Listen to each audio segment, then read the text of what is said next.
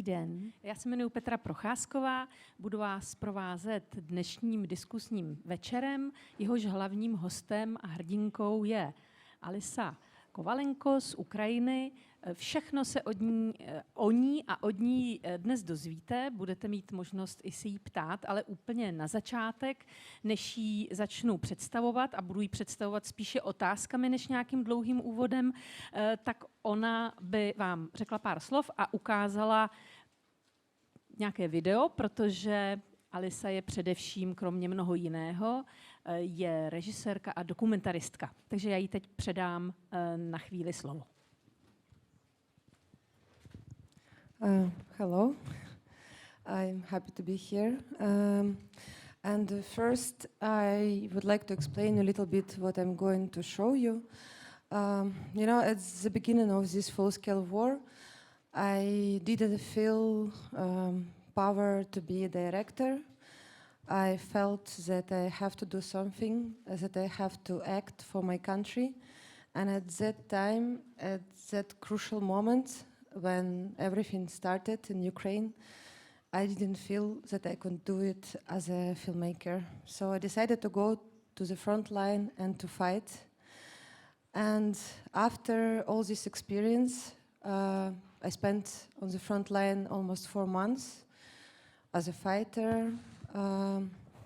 I filmed sometimes a little bit. I didn't make any intention to make a film out of it. But the more time I stayed there, the more I wanted just to save the memory about this. And after 4 months, my military base was bombed. My friend died, and I decided to take a break and to rethink all this experience of the front line. And I started to go through my footages, and I saw and I understood that there is something unique in it.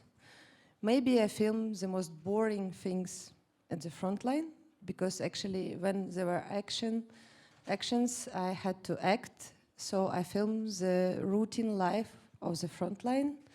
And that's what I'm going to show you. It's a kind of mood trailer of the project, which I even didn't supposed to do, but which finally I started to think that it's very important to make this film.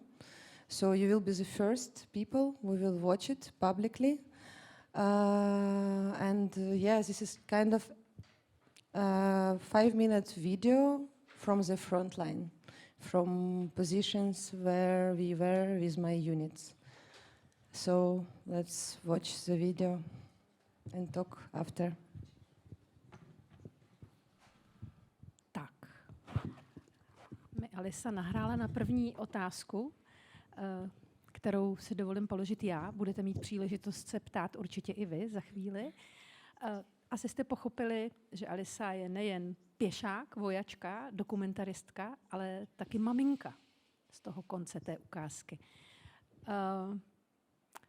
Když vy jste byla na frontě, váš muž byl s vaším synem v bezpečí. Nevyměnili jste si tak trochu role? Není válka přece jenom spíš mužská záležitost, že to v té vaší rodině je tak nějak trošku obráceně? Je to vlastně přirozené, že jde žena do války a muž se stará o dítě a odjede do bezpečí?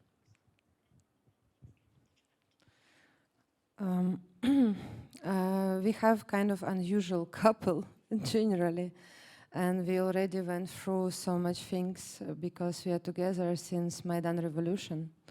She knew that I'm a bit crazy since that time, so he accepted.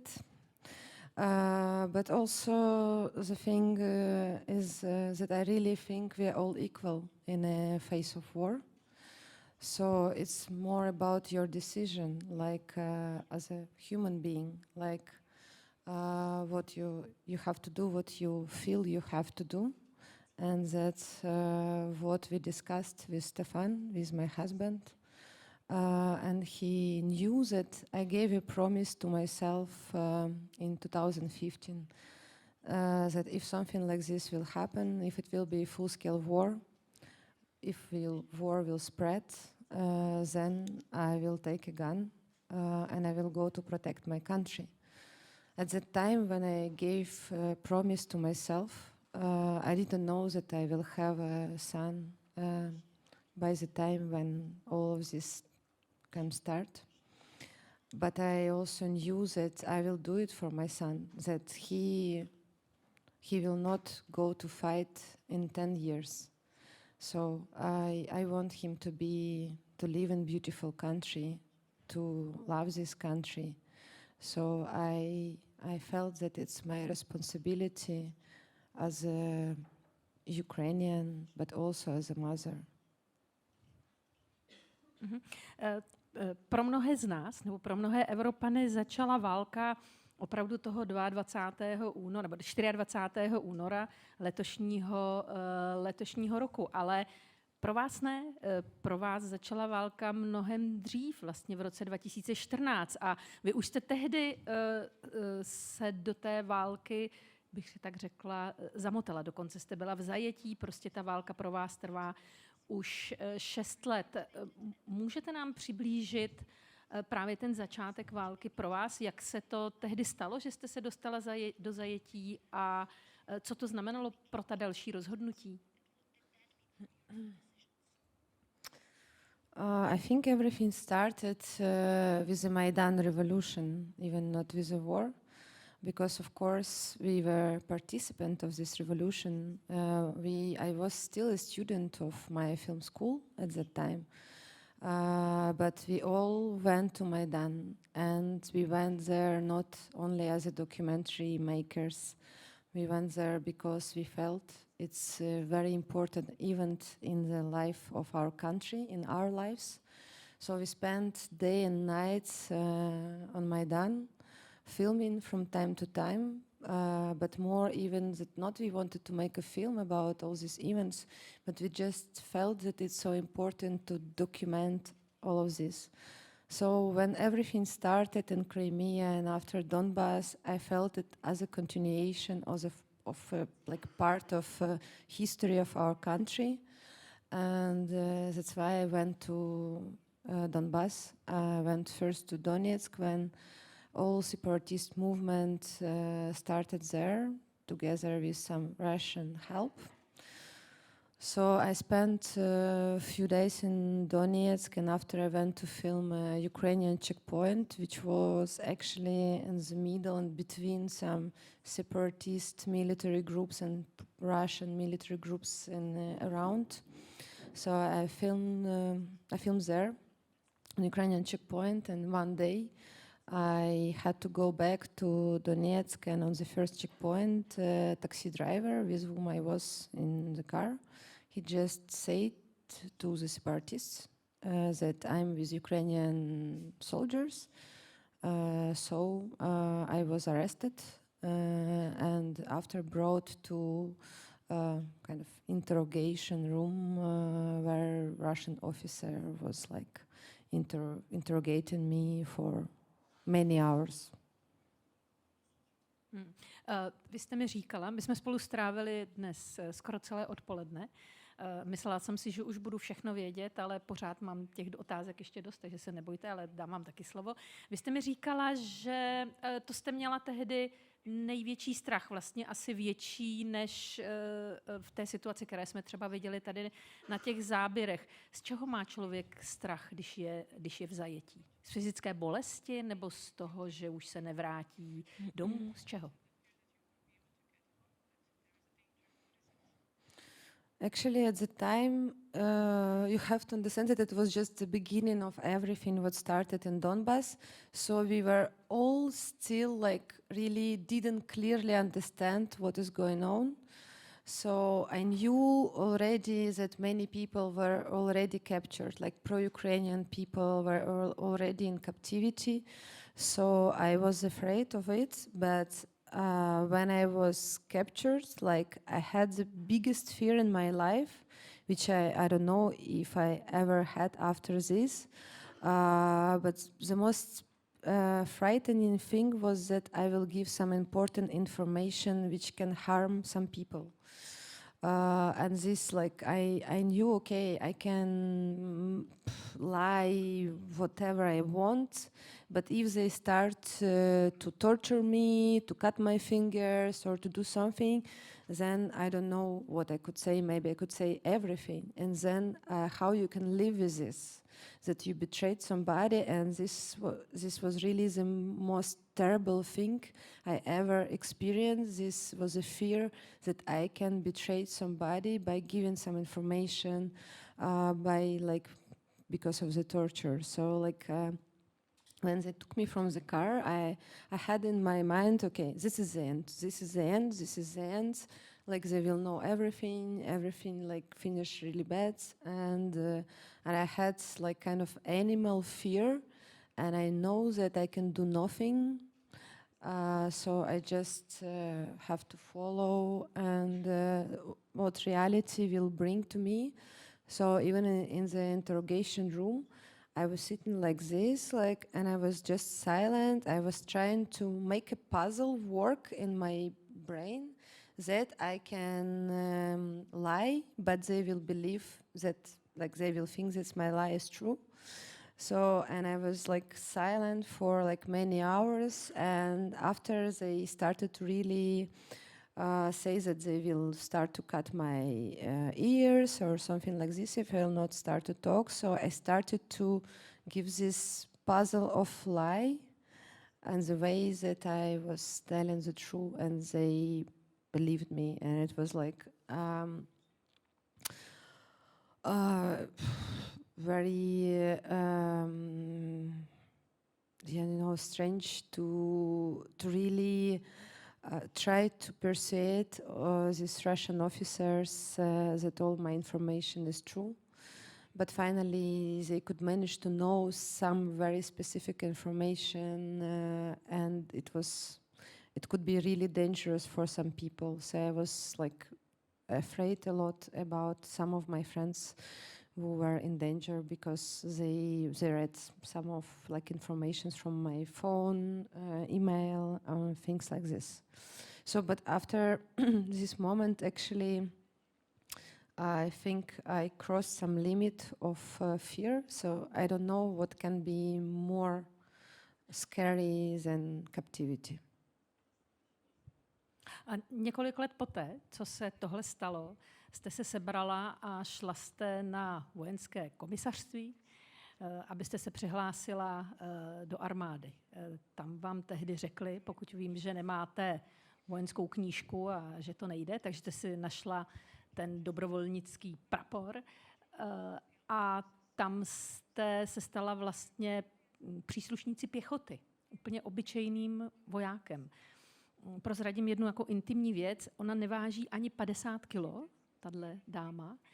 A když jsme se vás ptali, kolik toho nesete na zádech, tak jste nevěděla, ale podle mě jako mravenec, možná skoro stejně jako vážíte. Bylo to ty fyzické nároky, které na vás kladla ta služba na přední linii, to nejtěžší, nebo bylo těžší něco jiného sloužit jako žena v té mužské společnosti?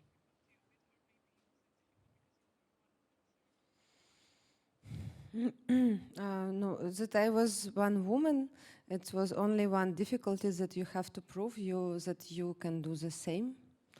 That I needed time to prove this.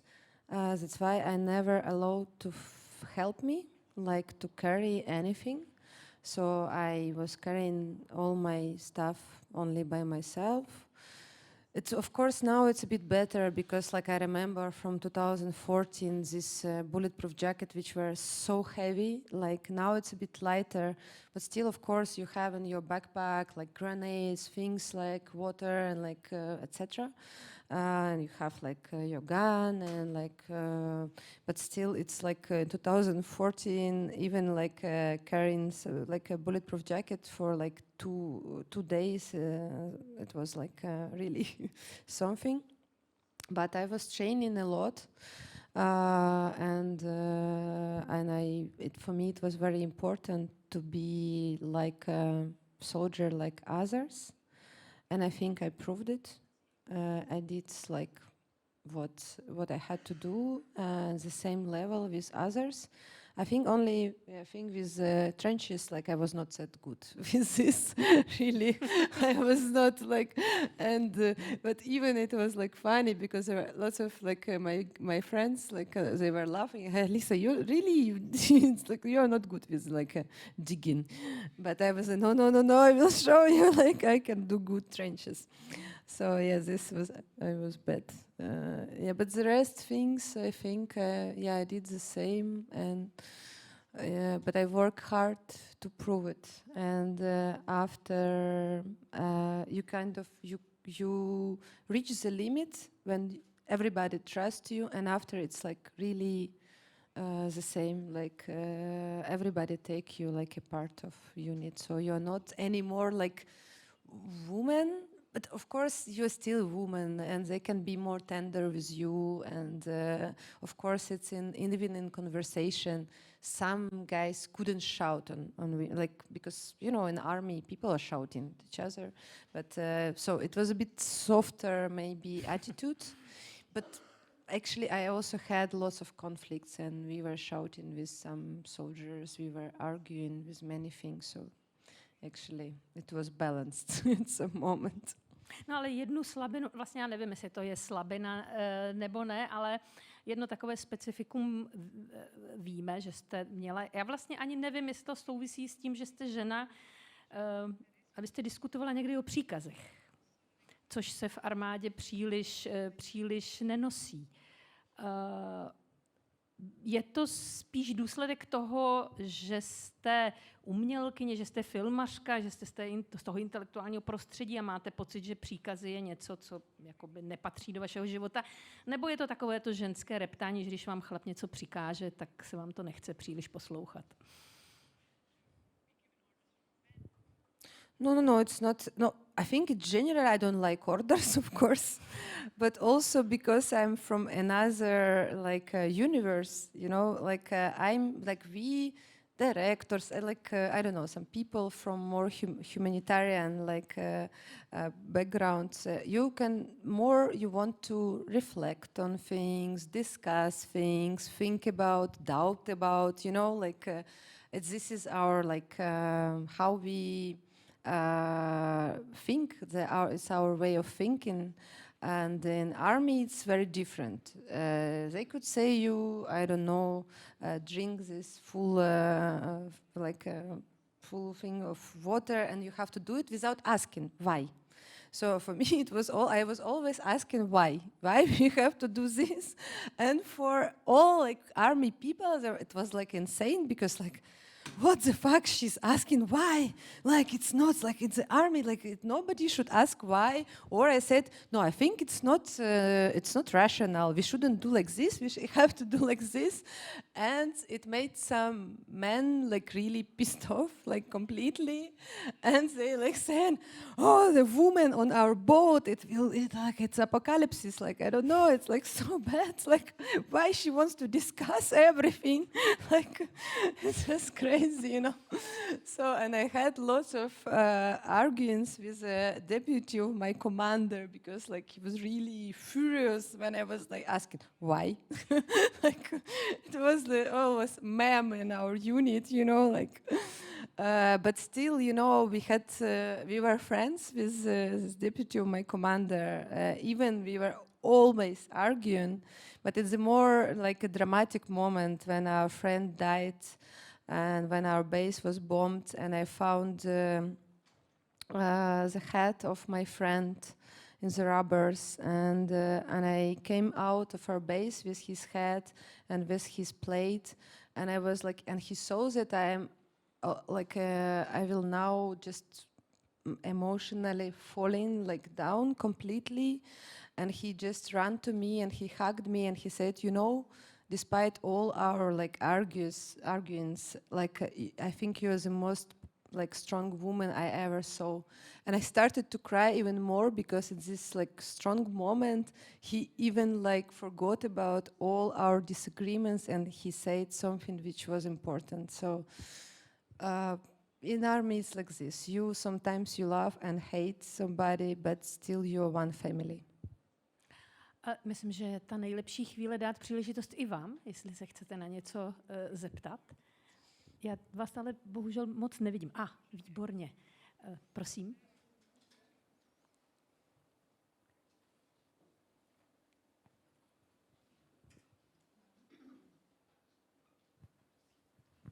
Dobrý den. Já jsem se chtěla zeptat, jestli mezi váma a vaším manželem probíhala nějaká diskuze o tom, kdo teda půjde bojovat, anebo to bylo už od začátku nějak rozhodnutý, že vy teda půjdete a on bude s vaším synem, anebo tam musela proběhnout nejdřív nějaká debata. A moje druhá otázka je, jestli jste se na frontě setkala s tím, že i přesto, že jste očividně dokazovala, že máte na to plnit to, co plnili ostatní muži, tak jestli i přesto tam byl třeba někdo, kdo vás odmítal jenom proto, že jste byla žena a nechtěl vás prostě přijmout. To je všechno. Děkuju. Thank you. First question, actually, have to explain a bit more about my husband. He's French, and he's a French reporter, so he couldn't go to fight. But he was like working a lot, also showing like and talking about Ukraine and everything. So like.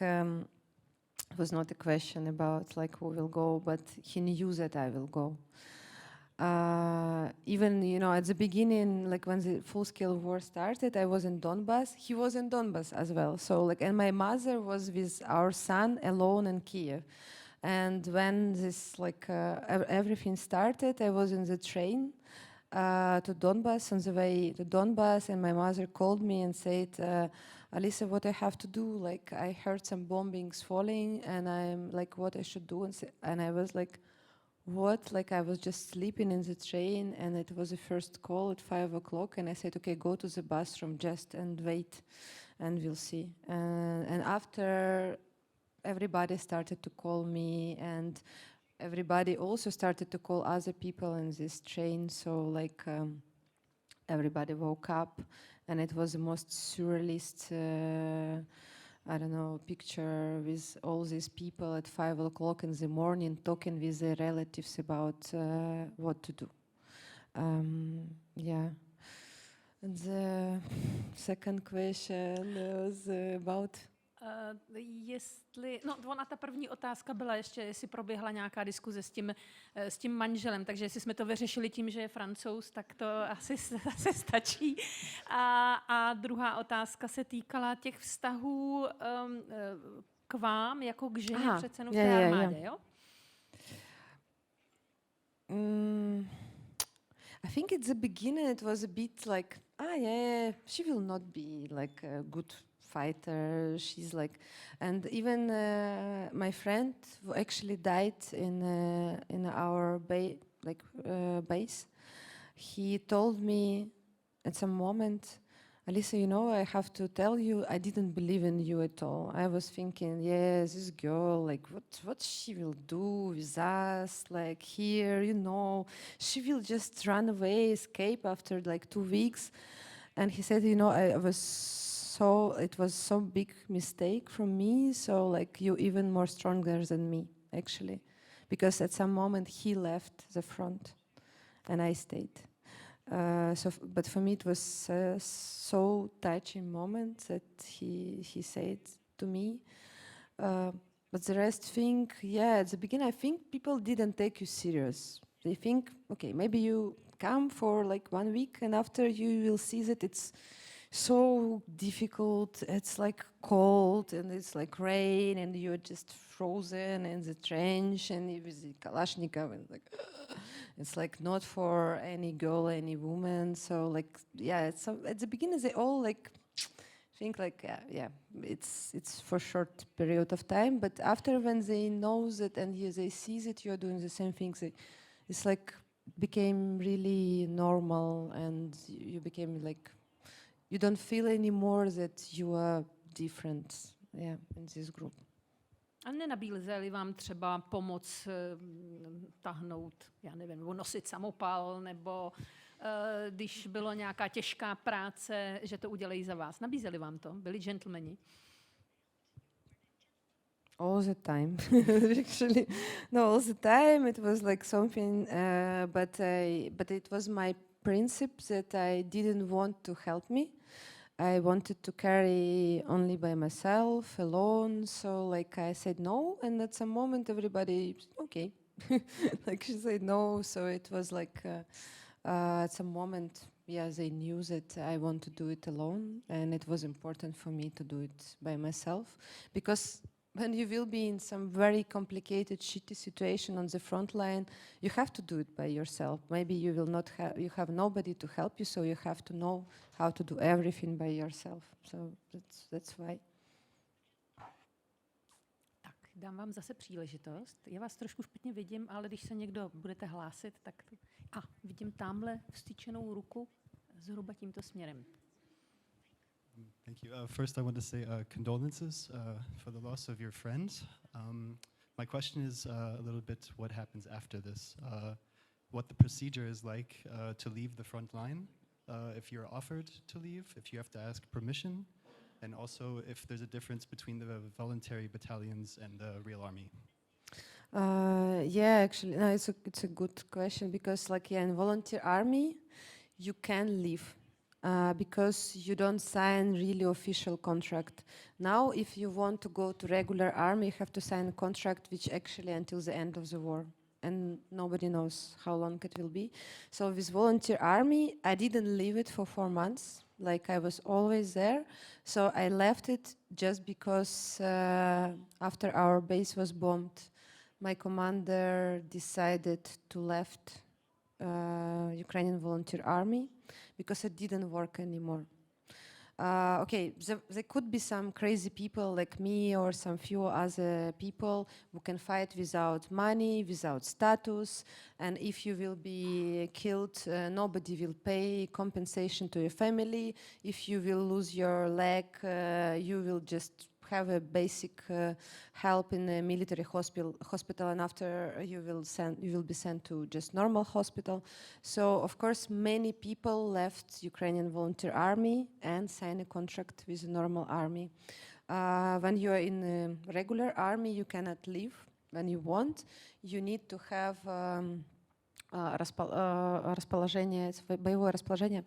It's like a special permission. So you can go for certain period of time somewhere, or it can be some rotations. It depends, but it can be. But it's with the special permissions. With volunteer army, you also needed permission, but it's softer. It was much softer. So if you need to go, you can ask your commander, and if it's not very important moment on the front line, you can go for 1 week or something like this. That's why for me, when I back to Kiev to normal life, and I decided to take a break after, because my commander signed a contract with regular army, so I had to be like also part of his unit and sign a contract.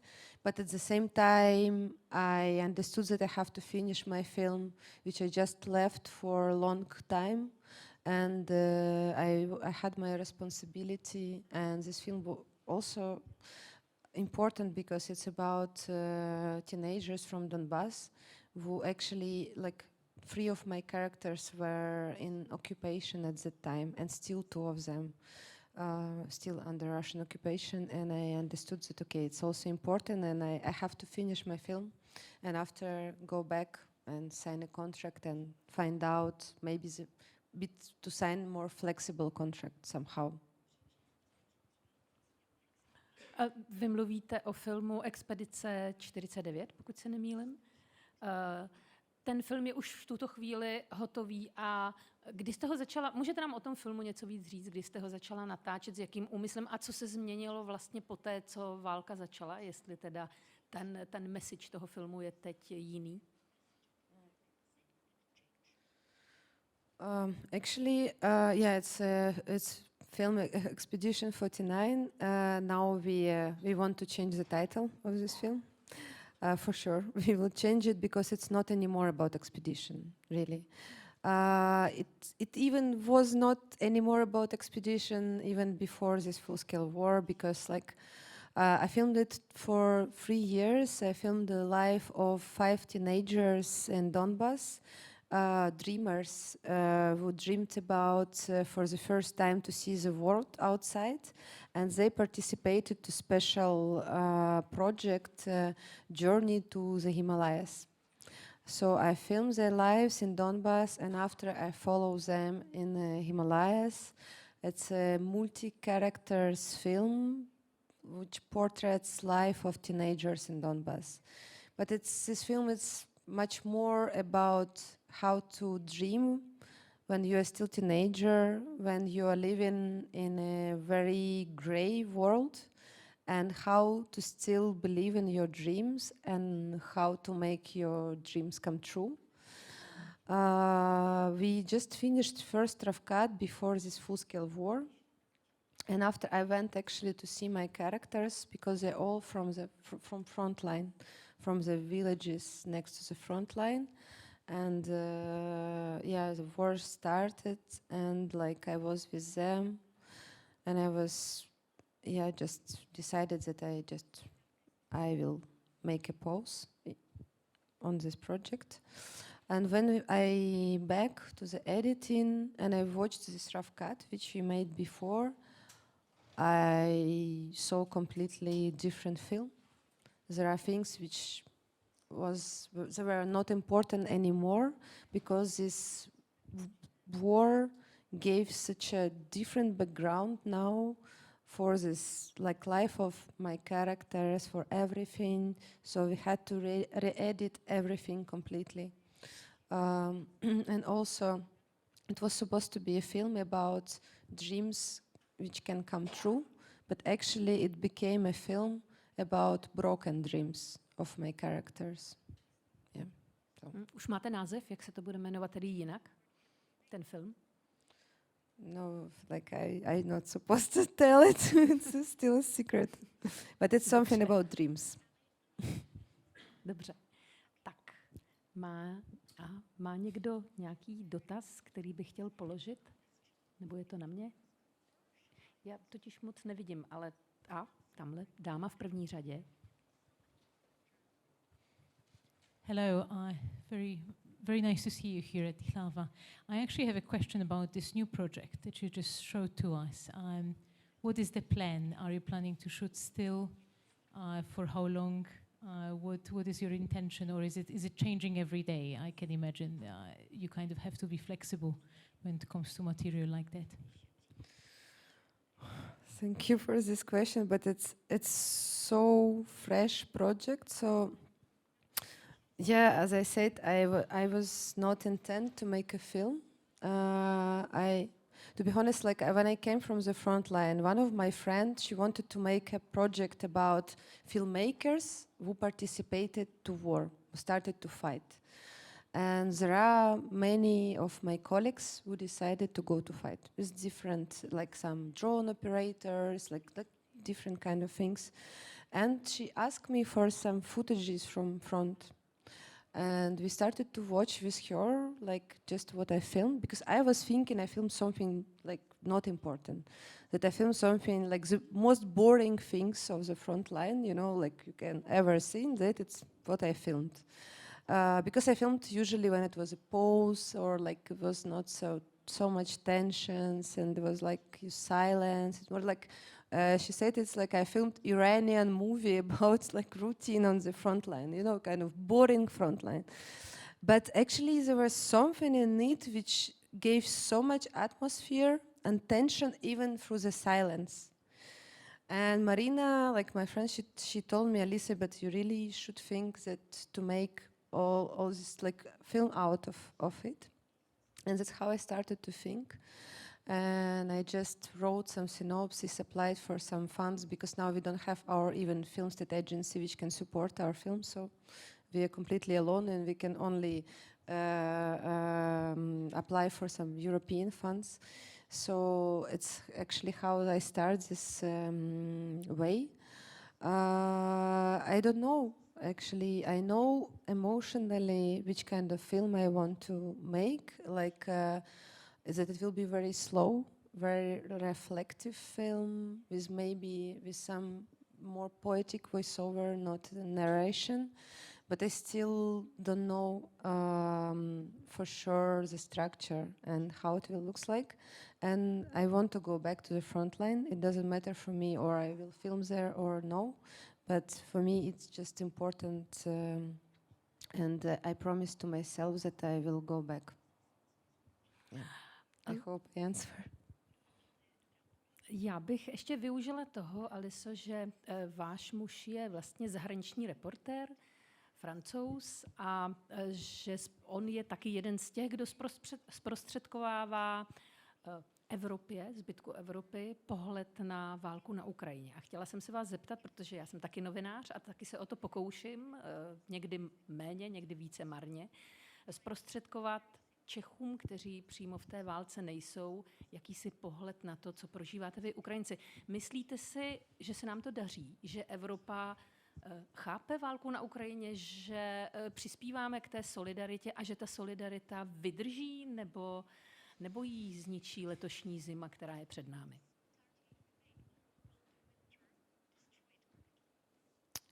It's difficult to answer this question, but at some point Stefan told me, you know, Lisa, sometimes I feel so desperated because I think all my job, what I did for 6 years, it was for nothing.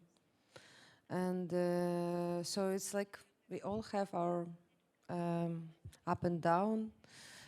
It's really complicated to make a universal picture about it, because I have my circle of friends who understand us and who have very like deep feeling, deep reflection. But on the other side, I know some people, like I will give you example, like I was like after like on the 10th of October, you know, it was like lots of bombings on Kiev and it was like terrible. And I was like few days later, I had to go to some festival and I was in the airport shopping in Warsaw, and there were couple, like stomatologists, dentists, Polish, like, I don't know, 50, 60 years old. And we started to talk about situation in Ukraine and everything. And they said, how is it? I said, yeah, it was like really bad. It was like lots of bombings in Kiev and etc. And they said, yeah, it will be a problem with electricity. Yeah, and it will be very cold in Poland. Like, it will be very complicated for us. And I was like, fuck, I was like talking about like bombings, and they started to really talk that it will be really cold for them. Just this, and I understood that, okay, we have completely different perception of this reality. That I'm talking about bombing and about that I had not just electricity, I had no electricity, water, internet, mobile connection didn't work at all. And with Stefan, we had to listen news with the car, because we like in the car to listen radio, because we had nothing, we were isolated. So it's not only talking about that it will be cold, it was like talking about that we will be completely isolated, we will have nothing, it will be impossible to work. It means that our economic will collapse. And it means that there are many also refugees. Many people from Ukraine will go out, because it will be impossible to work, to live, and to do nothing. But they were just saying that yeah, it will be cold in Warsaw. So I understand that for some people it's important to have comfortable life, but sometimes this level of perception of this, it's so different. So. I don't know. I don't want to blame anybody, but it's painful sometimes to understand this big gap in between.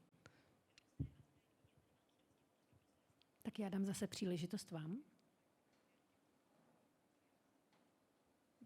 Určitě. Máte další otázku, jen se ptejte. Vy jste mluvila o snech a o nesplněných snech ve spojitosti s vaším filmem, a mě tak napadá, co pro vás byla jako ta největší motivace zůstat na frontě a bojovat dál.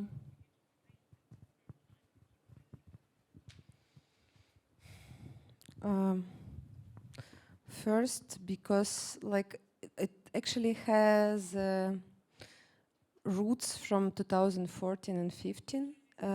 Because when I was like, I started, to film the war at that time, and when I was even Maidan, like everything, because you are filming something what is happening in your country, and you feel at the same time that you are filming as a just a documentary maker who are not acting, who just register something.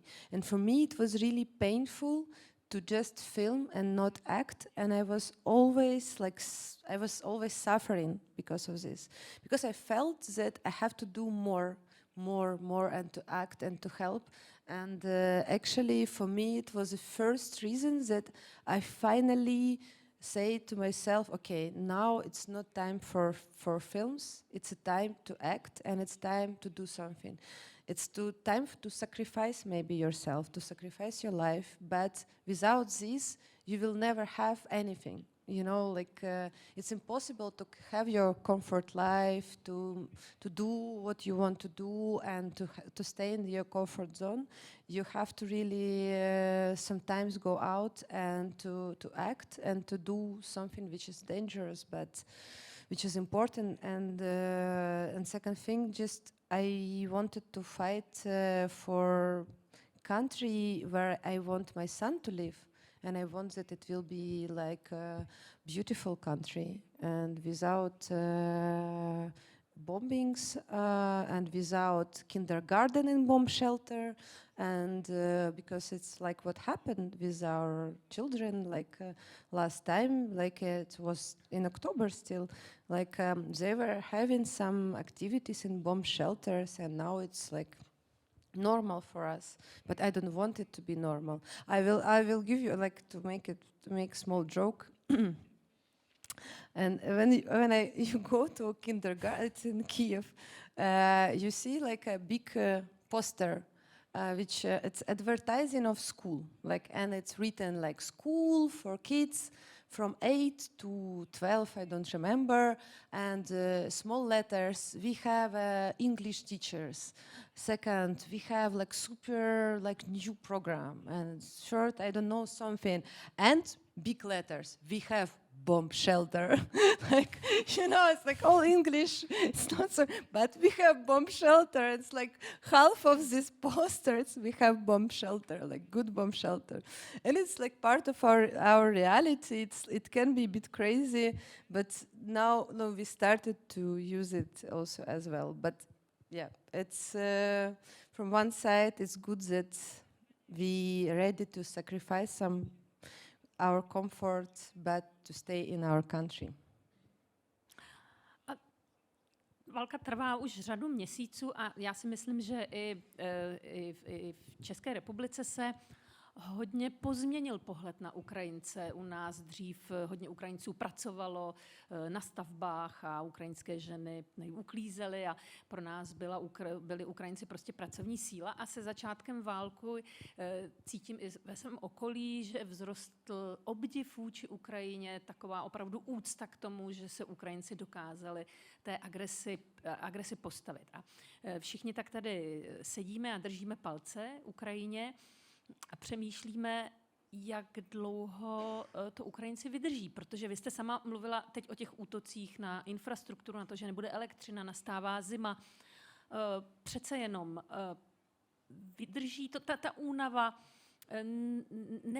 nebude ta únava tím,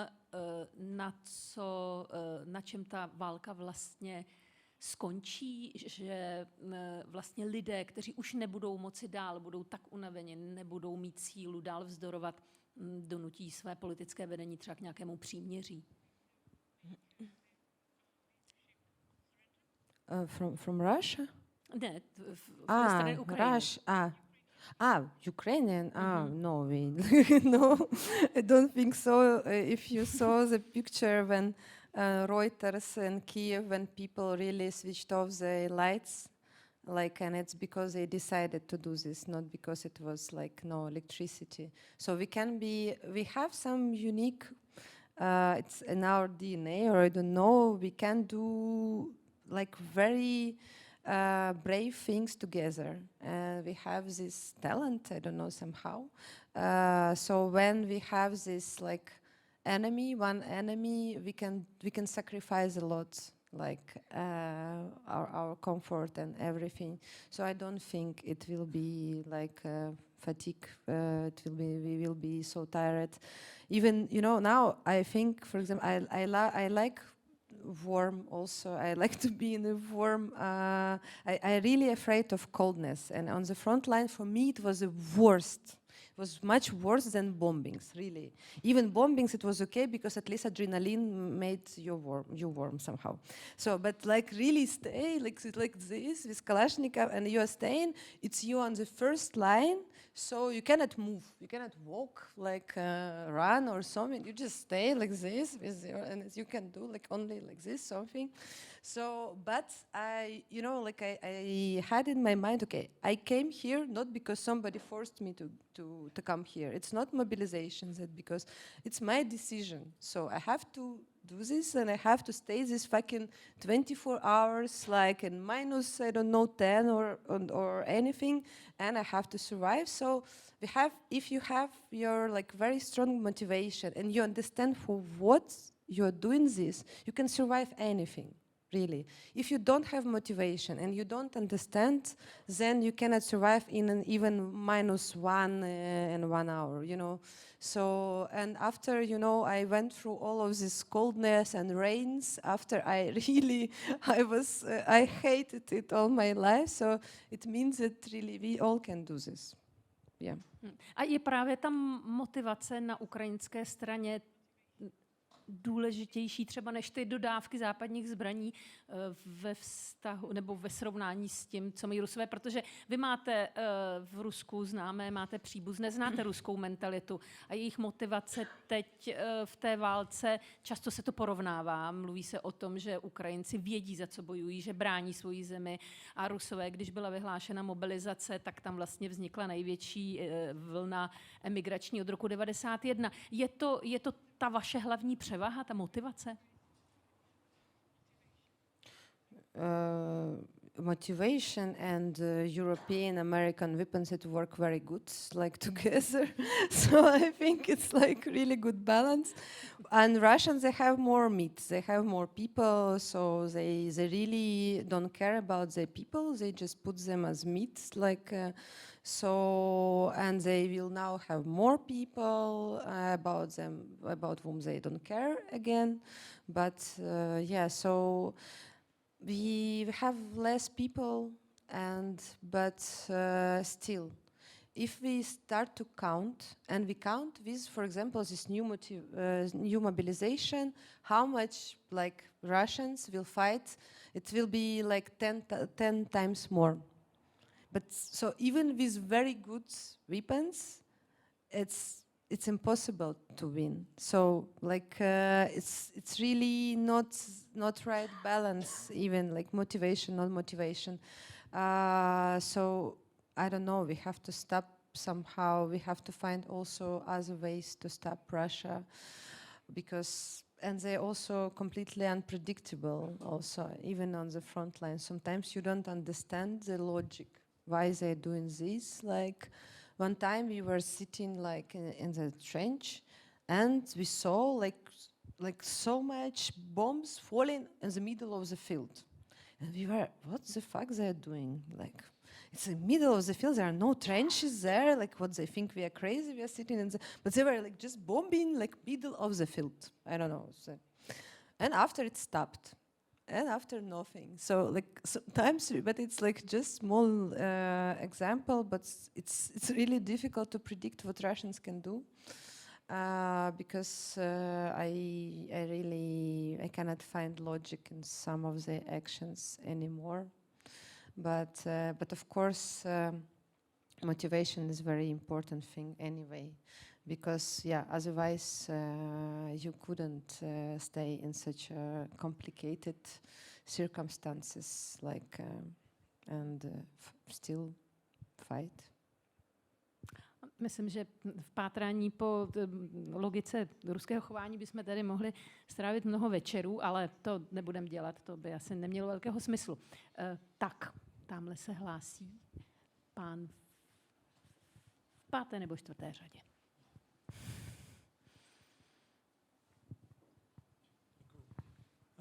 Dobrý večer. Chtěl jsem se zeptat, jaké třeba sepětí Ukrajinců s tím vlastním státem, který je vlastně starý, dejme tomu 30 let, a nikdy předtím vlastně Ukrajinci neměli vlastně samostatný stát. A jestli se to nějak teďka během těch 8 měsíců třeba v těch vašich očích změnilo.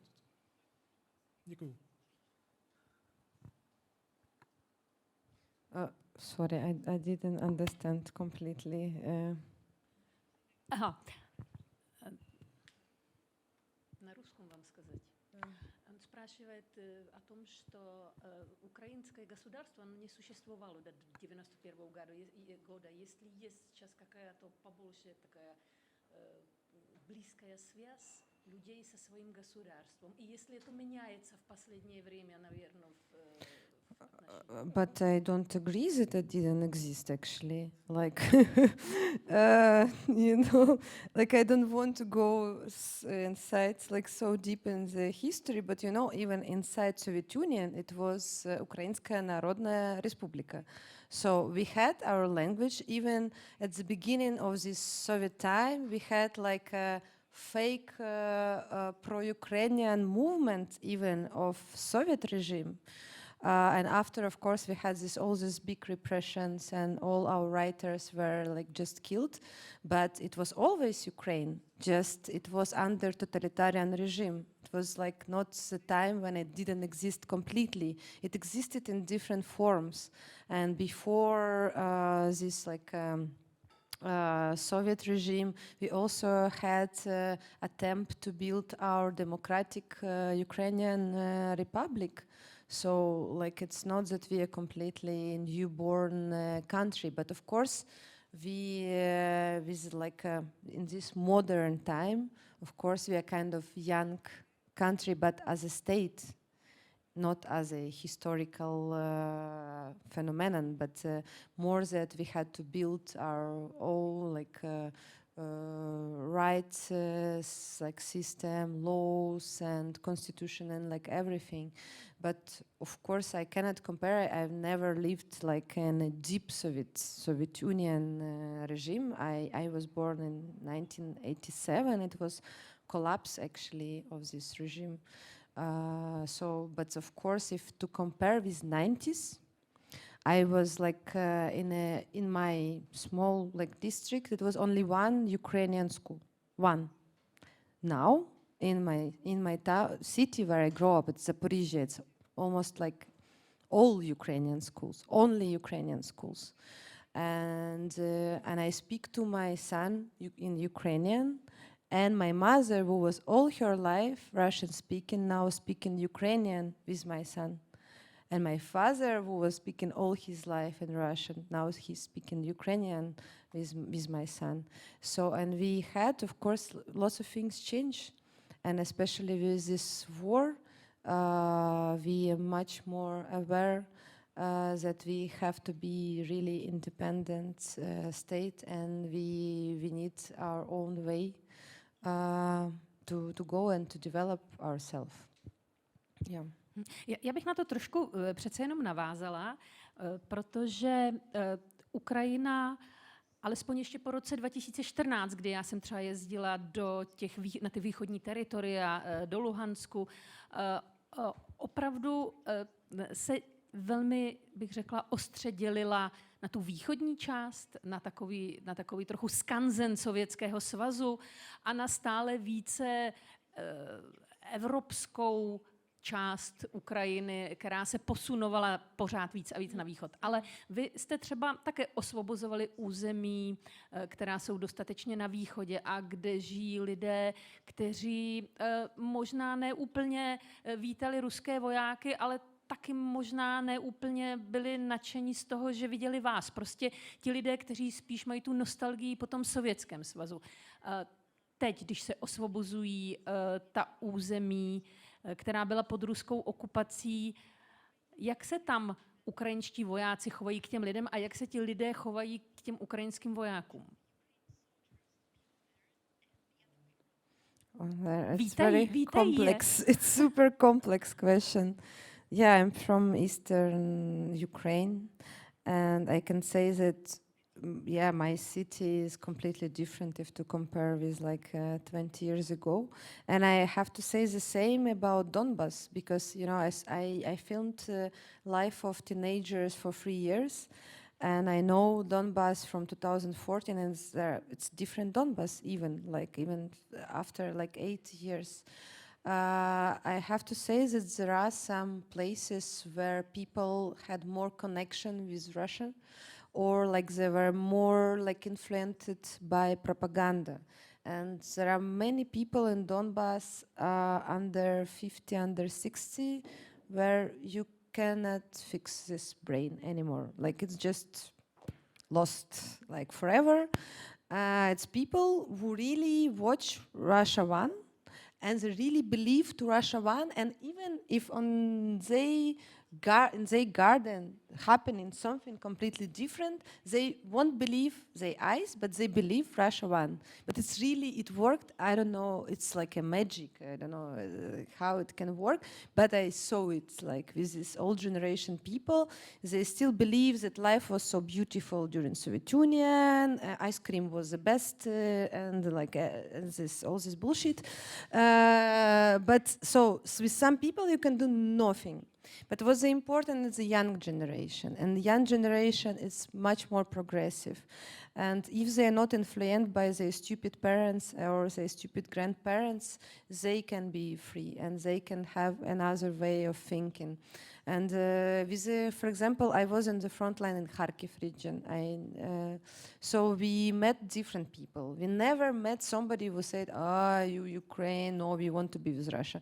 I don't know, like we never heard it, but there are, in some strange villages, there were some people who were looking at you like this. But generally, people were happy to see us. And in the last village where we were just next to the Russian border, we became good friends with all people around. So we were bringing them some food. They were bringing us milk from the coast, and they came to us to call because we had internet. Because they didn't have internet, they slept with us in a bomb shelter. And so we had really good relationships, and they were very nice people. I was actually even surprised because this was village just close to the Russian border, and I was thinking that there will be lots of pro-Russian people. But world changed also, and we were also discussing a lot with my friends from my unit, because sometimes they were saying, in this village, the only pro-Russians, separatist village. Like, I said, no, but how you can say it? Like, really, there are like, it's not Donbas 2014, guys. It's not the same world anymore. And I want to believe, and what I saw, it's only confirms that people are different, and from this time, many things have changed. And I can also tell about, for example, friends of my mother. There were some friends of my mother from Zaporizhia. They were not pro-Russian, but they were like, okay, they were against European Union somehow, because for them it was hey Europa, like I don't know why. But after, they now completely like super pro-Ukrainian, they super pro-European, they super anti-Russia. So, and I remember these people 5 years ago saying completely different things. So, people changed, so we don't have to really focus on how it was 8 years ago, but to think how it will be in the future. It will be better, I hope. My taky doufáme. Tak. Jsou nějaké zvídavé dotazy? Tamhle. Vidím. Děkuju. Já bych se chtěla zeptat, vy jste hodně obětovala. Chtěla bych se zeptat, jaký by byl dobrý konec války podle vás, podle vašich snů?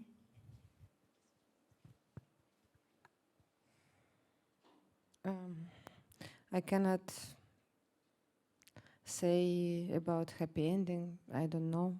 I'm not like it's not that I'm not an optimist. Of course, I want to believe that we will win this war, but it's a more like we already lost so much people. So we already, even if we will win this war soon, we already lost so much things. We lost so much people, and we will need years to rebuild, and we will never take back these people who died, beautiful people. I don't see happy end, even if our victory will be tomorrow. It's not happy end for me, because every night I have my friends, my dead friends coming to me, and I couldn't fall asleep for a long time. The best thing it to be that we will, after our victory, we will really build a beautiful country, and we will not start to argue in between each other, but we will, as we fight against one enemy, we will work again together to rebuild everything. I think it will be long. This war will be long, very long, and we have to prepare for it.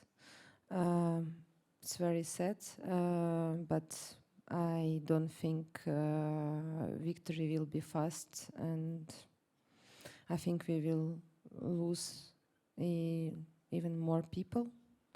When I was on the front line, my father was calling me every day, and he was saying, "Tomorrow we will win." Alisa, I was saying, "Pop, I'm on the front line. My friends are dying every day.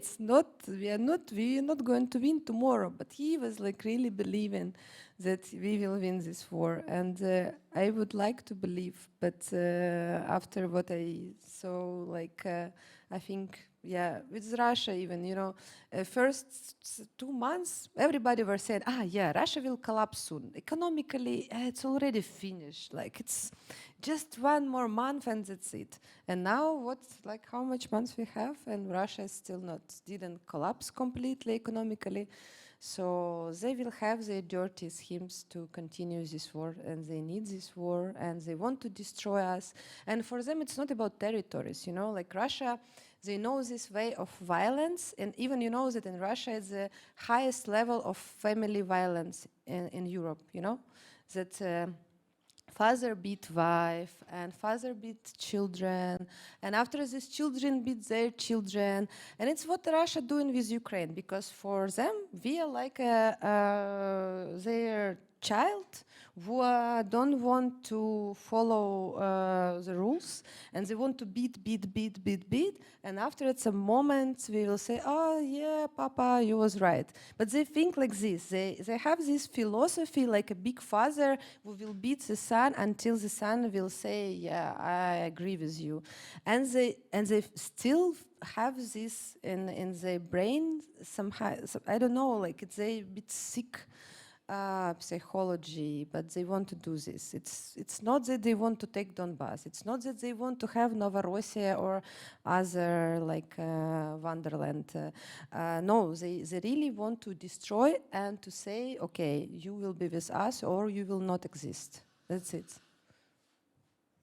Já jsem se vás, Aliso, ještě chtěla zeptat, jestli vy jako filmařka máte třeba nějaké ruské kolegy, ruské přátele, se kterými jste schopná komunikovat, vést dialog, protože já jsem třeba zažila, chtěli jsme dát dohromady ruské opoziční novináře, aby komunikovali s ukrajinskými novináři, kteří jsou v Praze, a moc se to nedaří. I když jsou jakoby na jedné lodi, tak přesto nějak spolu zatím nemůžou najít jeden jazyk. Je to v té filmařské sféře podobné? Nemůžete mluvit s ruskými kolegy, anebo tam jste prostě vlastně spolu na jedné straně barikády? It's a tricky question. Really. We have this expression, Russian liberal finished on Ukrainian question, No, I still have some Russian friends even from film industry who still adequate.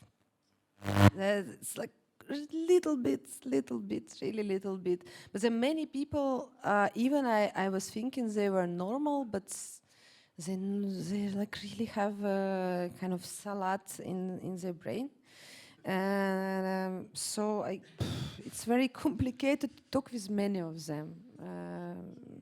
So I cannot answer really very concrete on this question. But I think in film industry, yeah, we have some also lots of discussion still about this. And in literature, I think as well. Yeah. Náš čas se chýlí ke konci. Máte jednu z posledních možností se Alici na něco zeptat. Tak važte si toho, že vám dávám slovo a nezeptám se sama. Ale moc vás nevidím. Výborně. Vydržte chviličku, tak. Dobrý den. Já bych se chtěl zeptat, jaké to je vlastně být s tou kamerou v té první linii a kdy ještě jako zvládáte se soustředit na to, že natáčíte nějaký materiál a kdy přijde ta chvíle, že tu kameru zahazujete a prostě snažíte se přežít. Děkuju. Thank you for this question. Actually, I was filming only when it was nothing to do. Really. But the biggest problem was that I had a heavy camera and it took more kilos, but I couldn't took out my grenades, for example. So I had to have grenades and camera, and sometimes I decided, okay, I will not take water, but I will put camera. And my commander was always angry. He was saying, but it's fucking heavy, like if we have to go like 5 kilometers. I said, like I say, I will go, you know, like it's my responsibility. I took this plus like 2 kilo, 3 kilo. So I will do, but it was really complicated. At some moment, because when we went to one counter-attack operation and after we had to go back and it was like 5 kilometers, which we had to walk like with all ammunitions. And I had this camera and I was like really, I hated this camera. I was like even talking like, what the fuck, I took this camera. I even filmed nothing, like almost nothing. It's like, and now I have to carry a Kalashnikov, a camera, and like this, all of this. But but I filmed only maybe 10% of time I stayed there. So the most interesting things, they stayed out. I filmed only like really this, what I said, these boring things, because I wanted to, you know, to save something from this reality. And I filmed sometimes because I thought, okay, if I will not film it, will just die. Our memory really, it's like you think, okay, I will remember it all my life, but after you forgot it. And I wanted, okay, I will just film it just for my memory. So that's like how I decided to film. And yeah. Já vám, Aliso, přeju, abyste se nemusela, aby to brzy nastala ta doba, kdy se nebudete muset rozhodovat mezi granátem a kamerou, nebo mezi tím, jestli být na frontě, nebo se svým synem. Věřím, že i když říkáte, že válka bude dlouhá, tak věřím, že prostě to nastane v nějaké historicky dohledné době. Vám moc děkuji za dotazy, děkuji vám za pozornost, vám strašně moc děkuji, že jste přijela do České republiky, že jste přijela do Jihlavy a že jste tak otevřeně s námi mluvila jak tady, tak i se mnou část toho odpoledne. Bylo to pro mě strašně objevné a zajímavé. Děkuji vám. Thank you. Thank you.